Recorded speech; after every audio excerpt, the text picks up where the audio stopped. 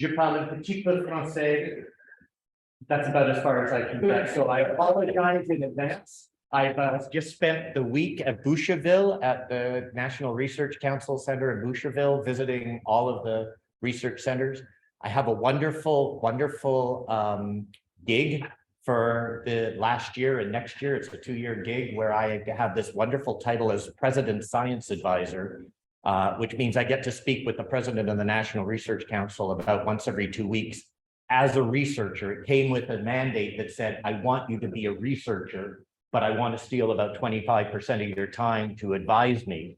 And so I went to my bosses and said, oh, I have to get rid of doing this and I have to get rid of doing that because that's not research. So I'm a very, very happy camper at the moment. And I get to visit the research centers and see all of their cool stuff, including where they're working on quantum dots and where they're making nanotubes and everything else at NRC. But I also had to apologize here in Quebec because so much of many of the staff are, almost everyone's bilingual and many of them it's French as a first language, but I am not yet at the ability to actually communicate very well. So I hope you enjoy this. I am a star formation astronomer. I started out long ago trying to figure out I was working on the disks around stars. They had just been discovered. Theorists had long argued that they had to exist because the material that ended up making its way into the stars could come through the disk. And the disk would be a wonderful place to make planets. If we ever found planets, we didn't know that there were any. And my thesis advisor, we were trying to figure out how would you get rid of that disk of material. So we were trying to destroy it. And I remember having conversations with Jeff Marcy, for example, about, well, wait a minute, maybe most stars destroy their disks so well and so quickly that we don't get planets since we don't seem to be finding them anywhere. And of course, you know where the world went in the next 30 years is suddenly there's planets everywhere. And we're still trying to figure out how to get rid of disks, but they become a much more complicated beast. Well, I've then wandered off to a lot of topics and I've now come back to the disk in the sense that I'm very interested in how we do build the mass of a star, how smoothly do we build the mass of a star, and how much of that material comes in through episodic events. And that's what I'm going to be talking to you about today.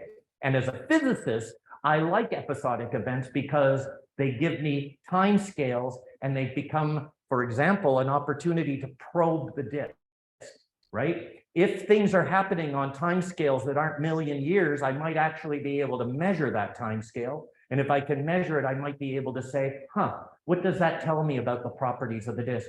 Just like you guys do if you are using radial velocity measures or anything, you're basically getting a time scale and then saying if it's gravity and its orbits, that allows me to understand where the planet is and what is going on. So the time domain is a wonderful place to work. So before I start, I do think it is important to recognize and acknowledge our ability to do research in an environment which has had people on it for a very long time before we got there. And so I am in British Columbia, and in British Columbia, I am working on the lands of people like the Songhees and the Esquimalt and the Saanich people. I work up at the observatory, and that's land that belonged to the Coast Salish people, and they're still there, they're still working, and we have been inviting them up and trying to have them involved more with our observatory. And of course, the telescope that most of my work comes from is the JCMT in Hawaii, and we all know that the Indigenous Hawaiian community have a strong connection with Mauna Kea, where these telescopes are. And then finally, I just want to point out that, I get not just money from NRC for my own work, but I get money from NRC for co-op students. If you know strong undergraduates, please suggest that they apply to come out and do a co-op term with us, either in the summer or during the year, if they're in a co-op program specifically. And also, NSERC has been very, very good to me in giving me discovery grants that I've been able to spend on graduate students. So I've already sort of mentioned this, but let me just start with the formation of a star in 6 easy pieces. You start with, this cloud of gas, this puddle of gas and dust in the galaxy. And initially it has lots of non-thermal motions in it. It may have magnetic fields that are helping hold it up. It's got shears and the like, but slowly but surely gravity always wins. Gravity basically, as you start to lose any of those non-thermal forces, brings material ever closer together, you clump up, and you get to these dense cores where they basically are gravitationally bound, and then they collapse. My thesis advisor had come up with the theory of inside-out collapse, and the whole notion of taking a singular isothermal sphere, removing a little bit of material down near the center and collapsing it down. And when you do that, you lose pressure support. The material that was being held up by the pressure below it no longer has that pressure, so it starts to fall in. And then, of course, that happens, the next bit falls in, and you can actually do it. All of you, if you were in my classes, would have to do this as a homework assignment, where you can say, well, that refraction wave moves out at the speed of sound, the only speed you know, and that causes all the material to flow in, but slowly over time. And the outer part of the core doesn't know anything's happening until that refraction wave gets out there, and then it starts to fall in. And that's how you build up a star from the inside. That would put a little bit of spin or put a little bit of magnetic field in, and suddenly you break the three-dimensional symmetry, get a two-dimensional symmetry, and you have to get a disk. You have to get a planar situation. And in particular, it's that angular momentum, which means you end up with a Keplerian disk. You end up with material that somehow now has to get rid of that angular momentum to fall anywhere further in.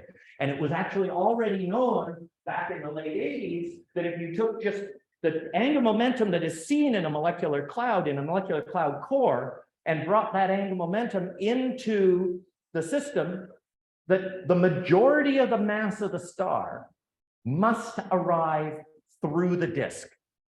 In other words, the angular momentum was such that most of the mass would land further out than what we would call the radius of a star, and it would then have to migrate its way in. Hold on to that thought. We therefore get a star with a disk. You've got accretion going through, and what we found was one of the ways you got rid of the energy, when one of the ways you got rid of some of the angular momentum as well, were through these jets that come out.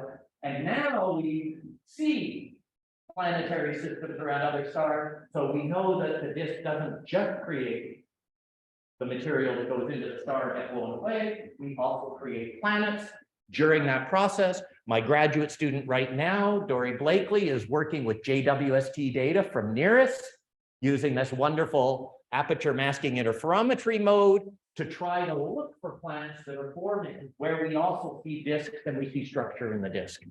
And so we've come a long way since my graduate thesis days, when all I was trying to do was remove this disk. Okay, so I've already mentioned this. This is the inside-out collapse. You start with an isothermal sphere, which you can write down very quickly. It's just a power law. And as I said, you think about this refraction wave moving out. And what you find in that mode, if you had such a simple situation, is that the mass falling in is constant with time. Okay? And so if you just had a nice cloud, the m dot onto the center would just be a nice constant with time.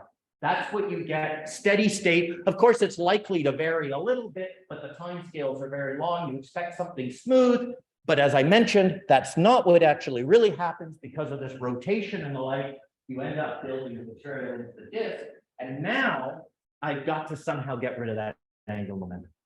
So now I need some type of viscous process or some other type of mixing process that takes the material and pans the angular momentum outwards and lowers the energy so that I can fall in. And I need to do that. And so if I don't match the infall from the cloud, I'm either going to build up the mass of the disk, or I might never get a disk because it all went in quickly. It's really hard to fall faster than free fall. Right? You need to throw something to have it fall faster than free fall. But it's very easy to imagine that the viscous properties in the disk are slower than free fall. And so it's very easy to believe that you actually build a massive disk. I told you almost all the mass has to come in through the disk. So it's very easy to believe that what you would expect to have is something where the disk is going to build up its mass over time. And this is just to show you that we are now seeing these beautiful images of these young disks with telescopes like ALMA. These discs are a little bit fake, not fake, they're beautiful discs, they're real observations. They're slightly older systems than the ones I really want to think about here, where you have a bit more trouble peering through the deeply embedded cores to find the discs. But there are lots of discs, and lots of them have substructure in them already, which should make all of the people here who are interested in planets excited. But I mentioned the fact that we think that the accretion is probably non-steady. And the reason we think that is, I gotta get that mass through the disk. And if it's coming in slower than I'm putting it onto the star, the mass of the disk is growing. And if the mass of the disk gets anywhere near the mass of the star, you could ask yourself a very interesting question. What does Keplerian mean now? Right? Because you no longer have a central source with all the mass and have a disk. You now have something, and some of you may have learned that if you tried to make a ring of material, it's very unstable. If it doesn't have a central point with much more gravity, that ring, self-gravity, is a very unstable situation. And it turns out that once you get a disk mass up to something like a third the mass of the star, the disk and the star start to wiggle against one another. You create spiral waves, and those become very efficient angular momentum transporters and mass transporters. So we know that if we get the disk massive, we're going to get it to clump, we're going to get it to do all sorts of things, and it's going to drive mass into the star. And then presumably, it's going to sort of get back to a quiescent state and then do it all over again. That's what I'm interested in. And I was a graduate student at Berkeley. At Berkeley, we had lots of earthquakes. Earthquakes because the ground was trying to give up energy, right? It's trying to move against itself. And to do that, it had to shear.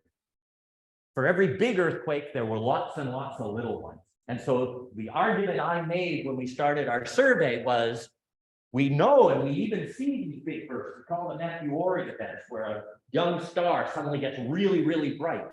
But it's incredibly rare. It happens maybe once every few thousand years on a star. So I'm not going to get that by just observing a star. But maybe there are lots of ones that are lower events, and we should be looking for those. And those are the ones that I'm going to look to ring the disk. So this is a plot we made for a review paper that came out as part of the Protostars and Planets series. So that was a conference that I went to in Tokyo just a couple of months ago. And this is a plot which is basically showing the amplitude. This is actually brightness is what I'm showing you on this axis, but let's assume it's a proxy for accretion rate and it's in log, okay? So these are 2, 3, up to 100 times as much mass coming in as in quiescent. And then this is time scales of the events. And we got it up at the top so that you can do it in quantities that make sense to you. And what you can see is an interesting phenomenon. The small events seem to take short time scales that happen fairly often, up to, as I said, these big bursts that last for about a century, but occur with a very low occurrence rate, so maybe once every 1,000 or 10,000 years. But of course, these guys are going to put a lot of mass on. But if they're rare, they may not put any more mass on than these guys. So that's part of what we're interested in. And we're going to be looking basically down in here because these are the events that I can follow on timescales of a decade. So how are we going to measure it? I've got a deeply embedded protostar. I can't see this in the optical. It's so enshrouded. In many cases, not all, but in many cases, I can't even see it in the near infrared. Maybe not even in the mid-infrared, it's so enshrouded. But how the heck are we going to measure this? I want to observe it in the far infrared, the peak of the SED, because there's a lot of luminosity there and I'll get a real measure when it changes, but I can't do that from the ground. And nobody wants to build me a far infrared telescope that will go up into space and last there for a few decades where I can monitor these objects. They're expensive telescopes to build. They need lots of coolant. We're struggling. We're still trying to get another one up. Prima is the one we're working on today, but it's been hard to get a far infrared telescope to be able to do this type of work. So we've chosen to go out here onto the radiation scale and do this in the sublevel meter where we have lots of ground-based telescopes. So that's good. What I'm going to do is the protostar is going to change in brightness.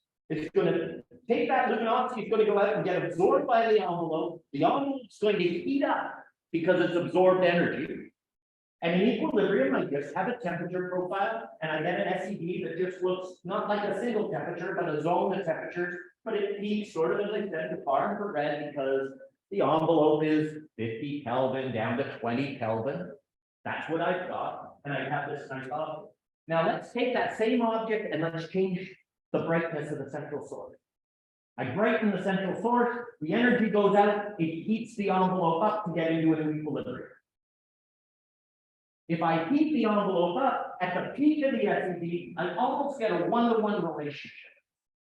The heating gives me more luminosity, almost a one-to-one relationship at the peak of the SED, but not on the Rayleigh-Jean scale. The Rayleigh-Jean scale, if you remember from your classes, the luminosity goes with the temperature.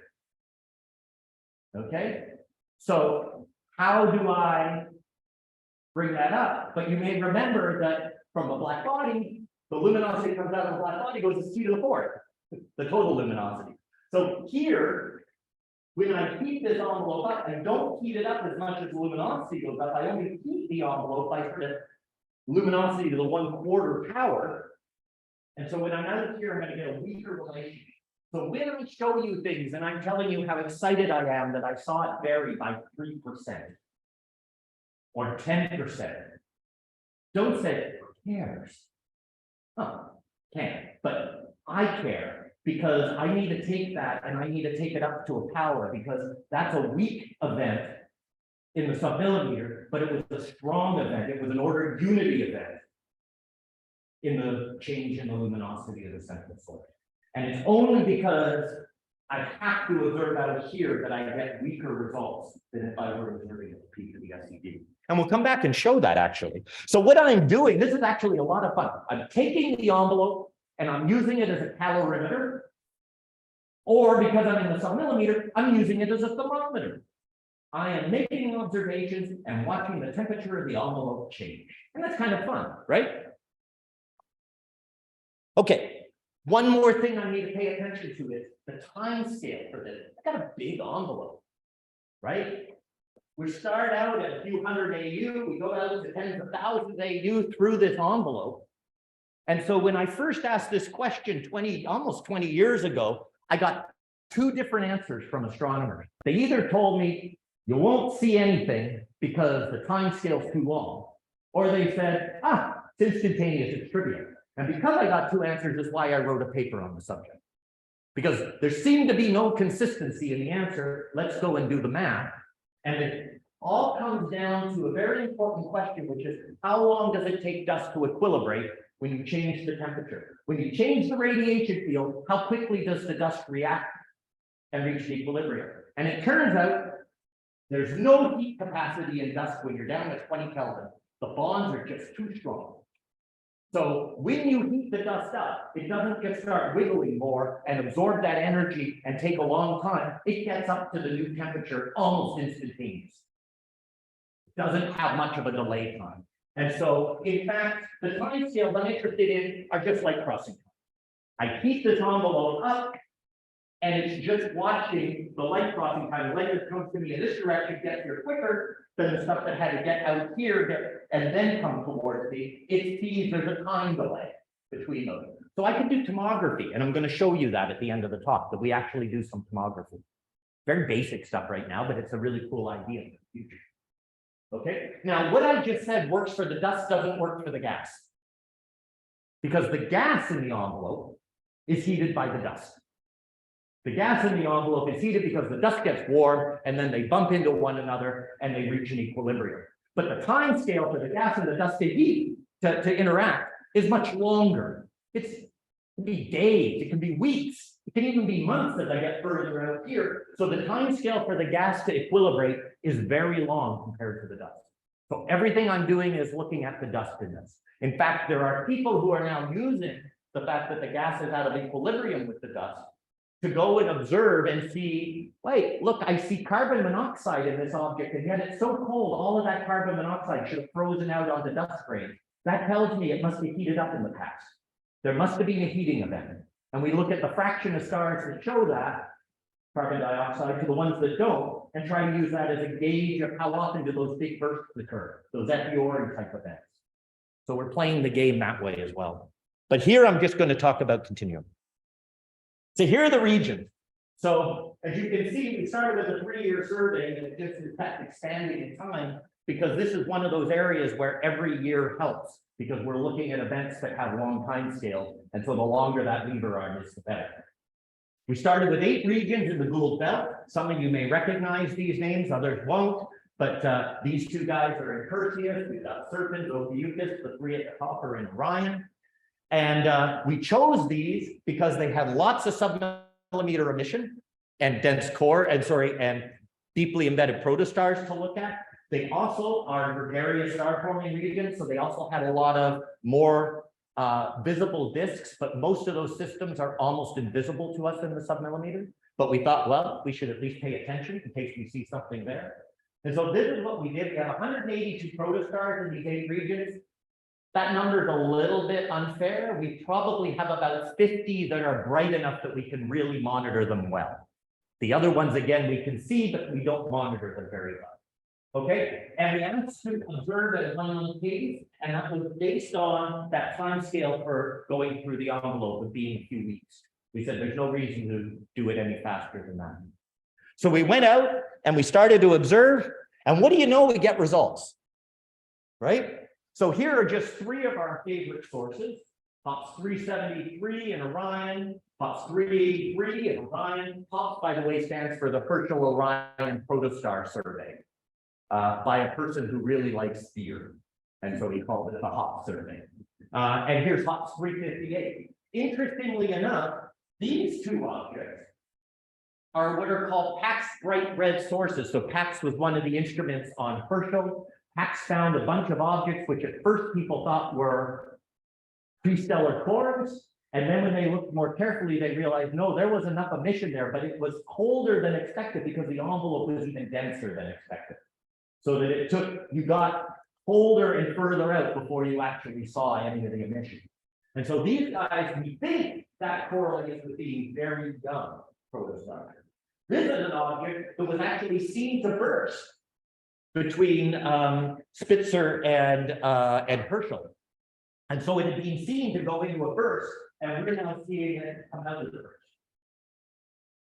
I'm putting lines on these plots to guide the eye. We do very, very basic analysis of the data sets right now. All we're doing is asking whether or not I can fit them with a linear relationship, which I hate because it doesn't give me a time scale, but at least it gives me the try to go in and do a periodic analysis, see whether there's any time scale. I wouldn't trust the time scale that comes out of it, but it's giving me some type of proxy that there is some kind of a time scale maybe is. Okay. So this thing that we are doing is these objects this way. And here's a different way of looking at it. This is I'm interested in. And the ability when I go in and I ask, is it linear or does it actually have a sinusoidal fit? So you don't want to trust anything. Hopefully we're okay. You don't want to trust anything that is, has a false alarm probability worse than, 1 part in 1,000. And you can see that we get these wonderful results up here. And if you're really careful, you'll note something that's very important to me. They're all red, meaning that they're all protostars. Except you'll say, Doug, you've missed 2, they're blue. There are 2 blue dots up there. Yes, those are PAX bright red sources that were misidentified in our catalog. And afterwards, when we went back and looked at them, they had already been identified as protostars. This makes me happy because I know why protostars should vary in brightness as material comes down. I don't expect prestellar cores to vary. Notice, I've got lots of bright prestellar cores, but they're not varying. So again, it's comforting because the work we're doing, these are not easy data sets to play with. I'm keeping you away from all the data reduction and data analysis. We calibrate the data to basically 1% in a relative calibration manner. And you talk to anybody who works in the submillimeter and they'll tell you they don't trust calibrations to better than 10%. We worked really hard to get down to 1%, and we're confident in it. But this is the type of thing that makes me believe that we're doing it right, because the objects that are varying are the objects that I expect to be varying, not the ones that I would hope to vary. The other thing you might notice is that there are almost as many red dots up here as down here. We really are, when we have the ability. It's hard down here because these guys are so faint, you don't actually get it in measure. But these ones up here, the point is there are about as many that are varying as there aren't varying. This is a common phenomenon. I don't just want to know if they're varying. I want to do something like a sinusoidal fit to the data, right? I want to actually see what the heck is going on. And that's what we're doing here. If I take, this is a beautiful source that we have. I'll come back to this one, EC53. It is periodic. It is clearly periodic. And because it's got, you're looking down the outflow, there's near infrared observations of it going back about 15 years. And it was seen to be varying as well in the near infrared. Show you some of that. And so you can see it bouncing back and forth. But if you try to do a periodic fit, it says, well, you know, I could try to fit it with this. I could try to fit it with this. I could try to fit it with this. I don't know why, but that's a very, we just at the moment are just using the piece of periodic fit.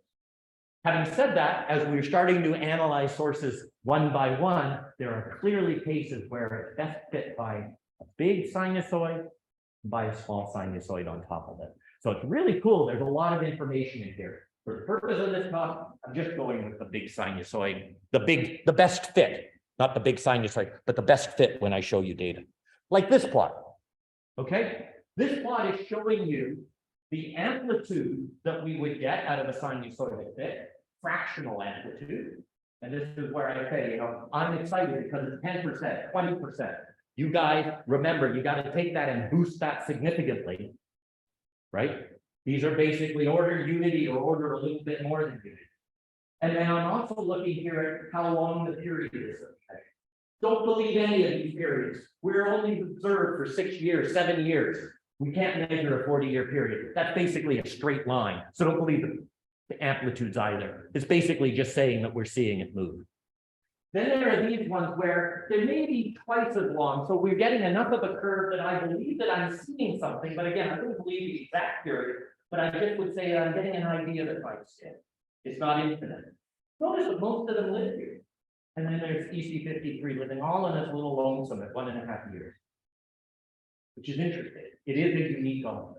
We'll come back to it because it's unique. Just because I'm a star formation astronomer, I like to plot things in star formation units. If you're not a star formation astronomer, forgive me. This axis here is what we call volumetric temperature. You take the FED of the source and you try to fit the best single body, black body to see what temperature the envelope is basically at. And again, you can see this is log and it's going from 10 up to 1,000. Objects over here we expect to be young, deeply embedded. Objects over here we expect to be old. So I'm interested in this plot when on the top panel, I'm giving you the volumetric luminosity of the source.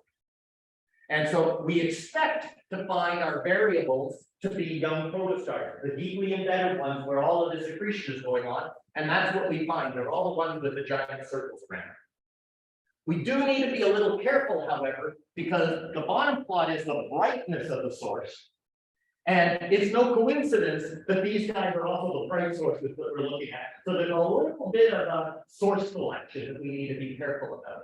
And you can see that when you go out here, these are objects that we would call class 1 objects. EC53 is one. I wouldn't worry about the details of the name. But when we go out here, we still are actually seeing a lot in the range where we might expect to see. So it's not like they're dropping off. We see them predominantly here because it's easier. Okay, but all of these sources are varying, at least through the early stages of being a protostar, but not just when they're the most deeply embedded. Okay, so I'm just going back. Remember, we're interested in how the material falls on. What I'm really interested in understanding now is how that material is moving through the disk. Oh, I think actually I'm lied. What I want to do is I want to convince you that maybe we've got the right notion in thinking that it really is the temperature of that. Okay, I told you that the way we were measuring it is we were looking at the SED, using it as a calorimeter or a thermometer. Now what I want to do is I want to show you first from a theoretical perspective. This was a graduate student in the UK who did these theoretical models, did these numerical simulations of cloud collapse to make a protostar. And because they were very non-spherical, because it was a 3D simulation, what he did is he paused his simulation and he put in sources of different brightnesses and then did radiative transfer through them to see what their SEDs actually would look like. And that's what you're seeing in this plot. He's given an SED with 2 polar luminosities, and then he's jumped it up to see how it would vary. And the reason why it doesn't just move simply is because as you get it warmer, you actually go out to a different zone and the optical depth now is different. And so if you don't have spherical symmetry, things actually change depending on the structure of the envelope as you're moving out. And so you can see here, here's the temperature effect. You basically see that in the submillimeter because everything's optically thin. And so we don't need to worry about geometry too much. Then you get, here's where I really want to observe, because here's where I would get our big strength, things changing. And then these get a little bit messy with the infrared and the near infrared. Even if you have enough sensitivity to observe, you've got to be very careful about what you're seeing. Think about an outflow cavity and where you might see scattering off the outflow cavity and how warming it might mean you're getting further out into that where now it's easier to see. So you got to be careful to get it infrared. So that was our first thing. But then somebody was very, very nice to us. They launched this telescope years ago called WISE that was an all-sky mid-infrared survey telescope. It did a survey and they turned it off. And then a group of people came along and said, we could use this to hunt for near-Earth objects. So they turned it back on. And every year, it sees the entire sky twice in the mid-infrared. And so we get data at 6-month cadence of every object in the sky at 3.4 or 4.6 micron. These ones no longer work because they don't have enough coolant, so the instruments don't work anymore. But they make catalogs, they put all this stuff out, but nobody really does very much with it. They're looking for near-Earth objects that are moving and going to hit us. That's what they're doing. A few people are looking for brown dwarfs with it, but for the most part, it's just a beautiful data set to go play with. So we went in, of course we went in and we worked with a graduate student in Korea, and we basically looked at every known young stellar object in the Gould Belt. There's about 6,000 of them. Went collated with their catalog and asked, what do they see in their catalog? And look, we see objects getting brighter, objects getting fainter, objects again that curve thing. We see some objects that are varying like this. These turn out almost exclusively year period, year and a half period. Anybody in the room know what these are? HEB stars. They're background HEB stars that are contaminating our sample. Somebody thought it was a disk, but in fact it's much further away. It just has the same mid-infrared color. And so they thought it was local, but it's actually background. An HEB star is pulsating, it's about to die, and those pulsations are about a year's months. But we did this wonderful catalog where we wrote down all of the objects that we got, all of the fractions that we were getting at the different time scales. And it turns out they're very similar to our JCMT submillimeter result. The difference is we got from 60 objects to thousands of objects, 400 of them are deeply embedded protostars. And we're able to show that we're getting very, very nice consistent results in terms of the numbers. Better than that, oh yeah, so this is just showing us that those fractions are very, very similar to the fractions that we were getting at the JCMT. So this is the submillimeter data. But even better than that, we compared directly those sources that we had in both samples. And this is the JCMT. You can hardly tell that it's going down the plot of the stage here, but it's getting fainter. Here it is getting much, much faster, fainter in WISE. The same thing for this. And this is a plot of the slope with WISE versus the slope with the JCMT. And you can see that the slopes follow a relationship, which is what you would expect if it's a thermal process. The mid-infrared should be very strong because these sources are not deeply embedded, and so you're basically just picking up the flux, whereas the JCMT, it should be much weaker because you're only getting the temperature effect, you're not getting the luminosity. and the temperature effect is zero. Okay? And it's not quite T to the fourth, which is what I initially said, because you've actually got an envelope. There's a bunch of things you can read the paper if you want to know the details. But basically, we showed that yes, indeed, this is working. Those sources where we can do it in the mid-infrared show us that yes, indeed, we really are seeing a temperature effect. Okay. Okay, we're doing fine. So along comes our source EC53. So this isn't a very good movie. Yeah, I think you'll get another chance to see it in a second. But what you want to look at is the blob at the top there, not the big bright one, but the one right beside it that looks red. I think when I click forward to remind you of what it looked like, you will see it. And you can see that it varies. It's actually hard to see. This was our first discovery of any variable. It was discovered right before Christmas, which was very exciting. And of course, the object then went behind the sun. So we had to wait a while to see whether we really actually had a good detection. But we were also really lucky because, as I said, it's a very uniquely angled source such that we were able to go into the literature and find out that it had already been detected as a variable. They just didn't know what to do with it, but with about a time scale of a year and a half. Okay. And so this is just giving you an idea. So we've done a lot of studying of this source. So here it is. This is the submillimeter at the top. Here's K band, H band, and J band. You can see this thing varying over a long period of time. You can take that data and phase fold it with about a year and a half time scale, and you get the J, H, and K at the top, and you can see it's not sinusoidal, but it has an interesting rise and then decay. And then here's the submillimeter at the bottom. And I saw this and immediately got disturbed because my theory, our theory, B theory, is that I have to heat an envelope. If I have to heat an envelope, that should take time. The submillimeter should start to rise after the near infrared. Submillimeter gets down, it gets to the bottom, it starts to come up. The near infrared is still going down. We were very, very upset. We were very concerned. Luckily, this one looked like it was in the right place. It looked like it peaked later and started to come down again. This one was the problem. Then we looked at J minus H, or H minus K. We did the near infrared, and we did a phase diagram. Things get really red right at that spot where it's turning around. It is getting brighter. It's just also getting more optically thick. And this drop is a continuation because it is getting more optically thick.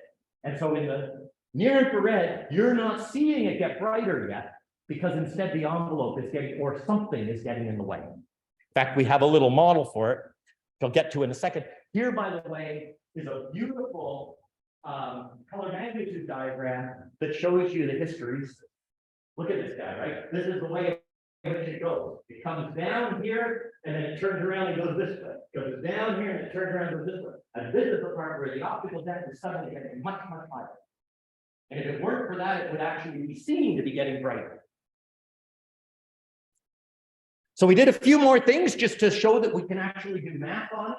So you can go in and you can look at the, each and every time it decays, it seems to come down with a fixed slope. Each and every time it gets brighter, it seems to get brighter with a fixed slope. So you can come up with rise times and decay times. Remember, I told you we're physicists here. We want to use this to understand what's going on. So we can try to come up with the time scales that also, if I believe it's viscous effects, the viscous effects depend on where in the disk you are. The time scale for the viscosity to cause something to change depends on where you are and how fast you're moving. And so we were able to come up with some models about where this process was occurring. We could look at the total accretion rates. We could look at the conditions in the disk. We could get a very nice model that fit together. Some of this required ALMA observations. And here's our little model. For some reason, there's a blockage. Maybe it's a planet. I don't know. There's all sorts of things that people are thinking about. We don't really know what the blockage is. But for some reason, there's a blockage that causes the material coming in from the outer part of the disk to not be able to move in smoothly. And then that blockage breaks and the material comes across. When it comes across, so this was the breakage of the blockage, now it starts to come across. When it comes across, the inner disk is stuck. It doesn't just go through the inner disk, it puffs up. And when it puffs up, it blocks the star. If you're looking in the near infrared, can't see the star, so it looks fainter. In the submillimeter, we already can start to see that it's brighter. That's our theory. And in fact, we made a little model. I don't know that I showed it because it's yeah, this is a model. Don't worry, too many things on here, but all I want to do is tell you that in the paper, we have a toy model, and the toy model works. The model, it's not reality, but the toy model works. Okay, so we're quite excited by that. As I said, what's going on? Well, this is one idea, that if you were trying to form a planet, that can actually hold back some of the disk. There are a lot of other possibilities as well. This isn't the only one. There are issues around freeze out and the like in different zones where we really don't understand viscosity. So we don't really understand why it might get blocked in certain spots. So now I want to tell you, this is my graduate student's work from last year that I'm very, very excited about. He just graduated. He's now in Leiden as a postdoc. In fact, he's going through graduation next week. I get to walk him through at Victoria. And what we did is we went and we used ALMA, but we found out actually ALMA was not the right telescope for us because it's really hard to get time on it and it's really hard to get the cadence you want. But the SMA is looking for interesting projects, and so they were willing to give us the time we needed when we needed it. So that was great. And what we did is we wanted to look at higher angular resolution to see what the variability was of a whole bunch of protostars and serpents. So this is a whole bunch of objects that we were looking at, but really most importantly, you see 53. It's got a 1.5-year periodicity. I can tell you when it's going to get right. So I can tell you when I need to be close. Not quite, because it turns out that there's a slight variation from episode to episode, which suggests that it's a bit like avalanches in the mountain, that the snow is coming down, the snow is coming down. You don't quite know when it's going to actually go, but something is happening like that. So we actually set a trigger, and here it is. The orange dots are the SMA observation. The blue dots are the JCMT observation. Note, the blue dots show it rising later than the orange dots. That's what I expect if I've got heating going through the envelope. If I'm using the SMA and I have a small beam, I'm seeing the inner part of the envelope and it warms quick. If I want to warm the outer part of the envelope, I got to wait a bit longer. In fact, Logan was a clever graduate student, and so he made a model. The model had a density in the envelope, a temperature profile in the envelope. All of this was taken from the modeling we'd already done for this source in previous papers. He also had to take an SED for the envelope to figure out how it looked. This was work that had been done by a previous graduate student. Then he needed to have a model for how the luminosity was changing. We took that from that complicated toy model I gave you from that previous paper we'd written, of how it might get brighter and then get fainter and then get brighter and then get fainter. He took all of that and plugged it in using Python to see how it would propagate through the envelope and how would it be observed. And that's what he's showing here. Remember, I told you that when you observe, you actually see a time delay to this other bit. We're doing photography here. You see a time delay. If you want to catch the back of the envelope warming, you looking from over here, when you see that happen later, when you see the front of the envelope form. So he basically put all of this together, and here's the result. The orange line is the result fit to the data. It's not perfect, right? Looks like it doesn't go down as fast as it should, but it certainly did the rise correctly. We have reason to believe that there's more going on here, that's what we're missing. Maybe we've still got something wrong in the model, but the point is, this isn't meant to be the best fit to the data. It was, let's take the toy models that we already had, that we thought we understood, and see what we get, and look at what happens. It's pretty impressive, actually. I'm really, really pleased with this result. Okay, in the interest of time, because I can see that as usual, I have taken longer than I do to give a talk, I will just say that I'm going to run through some things. Bear with me. I just want to give you some ideas. We've been looking at other sources. This is HOPS 373, one of those packed bright red sources. It was such a beautiful source that we decided to go off and look at it. We looked at it with Gemini, and we looked at it with iGrins on Gemini. And it wasn't until after we looked at the source that we realized that when we look at it in the near infrared, we don't see the object. We should have known that right away. It's a packed bright red source. It's deeply embedded. We don't see the envelope. We see scattering in the outflow. Right? We're not seeing down to the protostar, but we're seeing emission that's coming out, some of it in situ probably, and much of it is being scattered in the outflow towards us. That was an interesting thing to remind ourselves. And here's a spectrum, almost all molecular hydrogen, nice shots being seen. Again, some of this is in situ. And if you look at it with Igrins, you can see the beautiful CO band heads. Now we think we're seeing scattered light that's coming from the disk. That's the band head emission that we expect to see. That was the holy grail that we were at. So that was fun.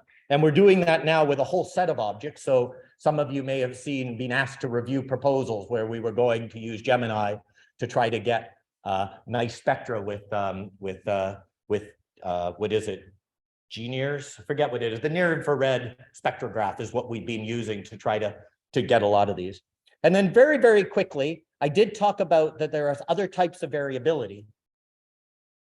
Remember I told you we had these disk sources that we don't see. Well, it turned out, Steve Mayer is a former graduate student of mine. He was looking through the data and he found out that in one epoch only, you had a very, very bright source. And it was coincident with disk sources. Now, the first thing I thought was that maybe it was a planet, because there was a guy who discovered a supernovae, and then he had to retract it the next day because it was Mars. So never let theorists put out astronomical bulletins, because we forget that there are other objects in the sky than the things we're looking at. And so I was very careful. We went and we looked and tried to understand what could possibly be going on. Turned out it was an engineering observation just after that one that we were able to, this is 6 days apart, or just before. And so this is an object that didn't exist and then got really bright. Here's the light curve, right? Basically no measurement, and then suddenly it's almost 500 milliamps. This thing got booming. This guy has a signal to noise of 50, 60. It's real. So what is it? Good question. We also went in, and because it was so bright, we were able to take our data set. So this would be easy for you guys working with CPDs. You could take the CPD observations and just, look at each of the individual observations. A little harder than an instrument that's doing this, but a very clever person at the JCMT was able to take the data and cut it into pieces.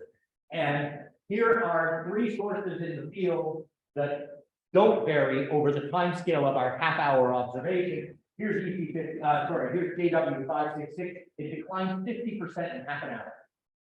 This is a small object, because you can't quickly hit your big object. This is non-thermal emission. This is a flare from a protostar. This is a flare that is like over 1 million times brighter than the strongest flares that you get off of the sun. Okay. In fact, it's the brightest flare from a star that has been discovered so far in the submillimetre. Okay. There are people who are now trying to do this with other telescopes because they've got telescopes that are doing cosmology all of the time. So what is it? Well, what we don't know is we've now we wrote a paper where we went and we looked at every epoch of every measurement of every data set that we had, found nothing else. So this is a rare event, but it was there, incredibly powerful flare. And that, of course, if there were planets, this is a disk system. So this is not coming from one of our deeply embedded protostars. This is a much older system, a binary, which may have something to do with it. But it's a very strong flare. If that flare is the connection between the submillimetre and X-ray flux follows all the way up to that strength, that was an X-ray flux that could wipe out life if there were planets, unless they maybe had magnetic fields that protected them, et cetera, et cetera. But the point is, it's an interesting thing because it's a very powerful event. Okay, I'm going to stop there and just say, what's next? We're continuing to do this survey with the JCMT. It's nice. It's just going along. We are planning to do it with a telescope called FEAST that is being built by Cornell, predominantly for cosmology. But the nice thing here is that Canada is building a camera that's at a slightly shorter wavelength, pulling us towards the far infrared, where the signal gets ever stronger. So we're very excited about that. It's a smaller telescope. The beam size turns out to be the same because it shrunk the telescope the same amount that we're shrinking the wavelength. So that's pretty good. We're going to continue doing a follow-up with submillimeter arrays, and we're still preparing and trying to get far infrared telescopes to get up there, so we can do that in the future. And you know what? I've got more slides, but that's not fair to anybody. So instead, what I'll do is I'll stop and I'll say it's been a wonderful game that we're playing. When I first put this out, I thought, you know, maybe we get a result. In fact, the JCMT proposal was highly ranked. And they said a null result will be very interesting, which took away a lot of pressure, I must say. But I actually expected a null result too, because I had no idea what we needed to get. And yet now, 10 years later, we're writing papers, you know, 4 or 5 papers a year are coming out on this project now. Graduate students in China and in Korea and in Canada. We've had a lot of fun with something that you never know where it's going to go. So if you've got crazy ideas, especially if you get different answers from all of the clever people that you talk to, think maybe actually this is an idea that we need to check on, because nobody really knows the answer. Thank you very much.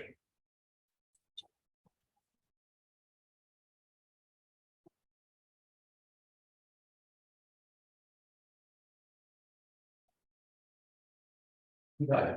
Well, we like questions. What's this got to do with exoplanets? Yes. Hey, Doc, we had a here recently, a couple of weeks ago. Yes. Yeah. I had a question about the year that you need to drop the longer and. Yeah. So, there's just, you know, spontaneous part, but it could be that there are ices on the grains, which then cut it away and increase the happening. Which is why there's this pattern. So, yeah, so the question that's being asked is just, I said the opacity went up. So what could be the cause of the opacity going up? In our head, what we tend to think of is viscous discs, if they get warmer because you're trying to pump a lot of material through them. Right, this is viscosity, right? There's heat being liberated. So the first thing I think of is when I heat the disc, it's going to pop. And because it's small, that puffing won't take very long, so I don't need to worry about this very long time scale. So that's the first thing I think of. But you aren't wrong to say it could be something else that's going on that is doing it. And for example, you aren't wrong to say that I've got grains in there, and those grains may have volatiles that because they've gotten cold enough, they've basically frozen out. And that gets back to that whole idea. In fact, that's an interesting one if you wanted to connect it to the idea of a snow line. Because you might say there was a snow line that was causing something, and now it's causing the difference in the viscosity for whatever reason. And now, when I've gone over this thing, I've gotten rid of that snow line because at that same location, I've evaporated stuff from back into a gas phase. And then you're saying maybe there's enough opacity. One would have to do the math. Would be an interesting thing to look at. I still tend to think dust is such a better opacity source that I always want to use it. So I want to just puff, and discs have so much material in them that just a little bit of a puffing, the big argument becomes one of basically line of sight. I told you I have to be looking down the pipe to see this in the near infrared. So how much did I need this versus how much do I need to puff the disc in order to not see things? It's an interesting thought. So it's certainly reasonable. Thank you. I have one. Yeah. Sorry, you're not there. What's this got to do with magnetics? No. And we're talking about what is. So, yeah, so warp disks are used very much to understand near infrared variability. Okay, because warp disks are really good for the idea that as that disk goes around, you get optical depth effect. Is that what you're thinking about? Yes. Yeah. Yeah. That's right, and that would vary with wavelength, but what you would expect is if you went to a longer wavelength for an object like that, you wouldn't see anything, because you just see this, right? It's really hard in the submillimeter to change things without changing temperature. Right, but in the near infrared, it really is, and we see this now that we're trying to monitor things, even in the mid infrared. When we see short time scale variability, it usually turns out to be one of two things: spots on the star, So just the star's rotation, or something like a warp disk where you are seeing a change and it's very periodic. The nice thing about a warp disk is that the periodicity is very clean, usually, right? But you're not wrong, and a warp disk could also be driving something, so it could drive variability, but it wouldn't just be the fact that it was warped, it would be the fact that it was trying to shear as a warp disk that would then drive something. So yes, we do think about that. We have one of our sources that we see. We went and looked at it with Alma because we saw an interesting event, and it has a warp disk, but it's on very large scales.